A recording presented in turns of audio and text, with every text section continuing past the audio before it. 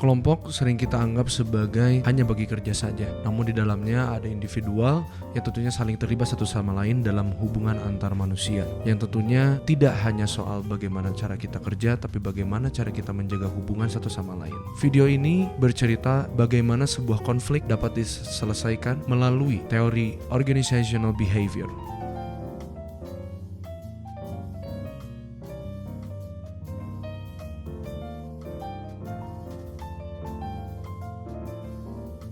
Aku udah ngebuat struktur PowerPoint-nya. Ini tuh udah aku masukin juga beberapa referensinya di dalam PowerPoint ini. Nanti kamu tinggal rapi-rapiin aja. Terus kalau misalnya kamu mau tambah-tambahin boleh, tapi nggak usah yang gimana ya. Tapi aku juga udah punya beberapa referensi dan juga ide sih Teh buat nambah-nambah buat di PPT-nya. Jadi gimana? Buat bantu-bantu juga. Terus aku nggak usah deh, nanti kamu malah melenceng jauh dari materi yang udah aku buat. Takutnya malah jadi gak cocok sama apa yang udah aku bikin ini. Jadi mending kamu nanti tambahinnya apa ya, mending ya udah rapi-rapiin aja ini cara penulisannya, yang kayak gitu-gitu aja, nggak usah nambah-nambahin materi lagi. Materinya udah pas kok, ini aku udah cari referensinya udah banyak juga dari jurnal-jurnalnya. Berarti aku cuma ngerapiin doang ya Teh? Iya. Oke.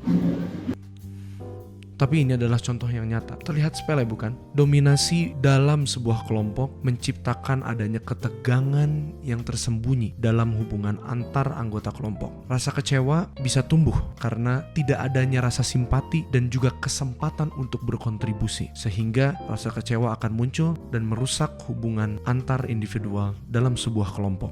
Tentunya dari aspek yang sudah kami ambil, beberapa aspek yang berasal dari human relation, salah satunya adalah psikologi. Laresta menunjukkan bahwasanya kebutuhannya sangat tinggi untuk mencapai tujuannya, yaitu ambisius. Namun di sisi lain, Anggun mulai kehilangan rasa motivasi untuk melakukan kerja dalam kelompok tersebut.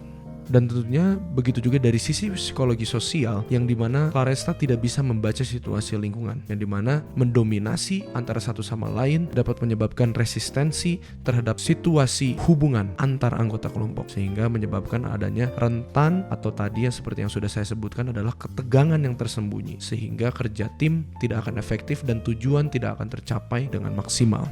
Namun dari sisi ilmu politik ada ketidakseimbangan dalam kekuasaan, di mana Claresta terlalu mendominasi daripada Anggun, sehingga ketimpangan ini menciptakan ketidaknyamanan antara satu anggota dengan yang lainnya. Konflik ini juga bisa dipengaruhi oleh sugesti positif, yang dimana ketika ada satu orang kelompok atau satu orang dalam sebuah kelompok yang bisa terbuka dan juga merasa empatik, sehingga anggota lainnya bisa meniru anggota yang memberikan sugesti positif terhadap lingkungan sekitarnya, atau biasa kita sebut dengan leading by example.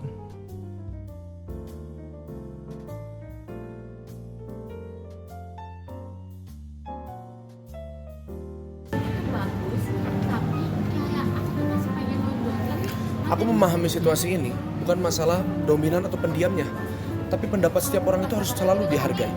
Apalagi masalah kerja tim seperti ini, kerja kelompok. Aku harus kasih tahu mereka. Udah.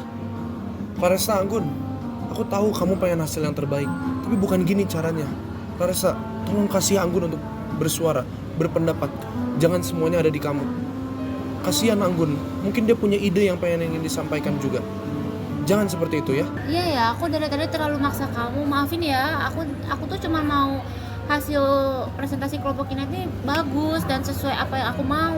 Iya nggak apa-apa Teh, aku ngerti kok. Makasih juga ya Teh. Cuman aku juga tadi punya beberapa ide juga buat nambah-nambah PPT atau materinya gitu.